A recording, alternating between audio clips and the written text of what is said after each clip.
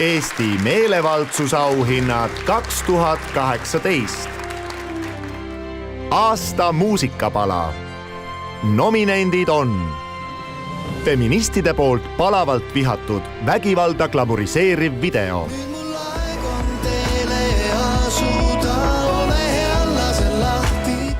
Eesti Laulule koti pähe tõmmanud kaubamaja reklaamlugu. Ma olen naine.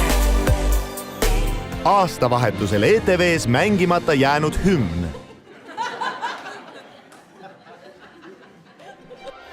Auhinna annab üle maailma enim mängitud elav helilooja, mitme Grammy laureaat, kõige kuulsam eestlane Arvo Pärt, kes kahjuks ei saanud tulla.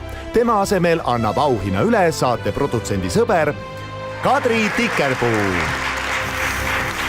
No ma ei tea, Armo, sa oleks võinud vähemalt ette helistada, kui niuke asi on siiski. Ma oleks mingi meigi teha või midagi. No okei, kuu kaamerasse.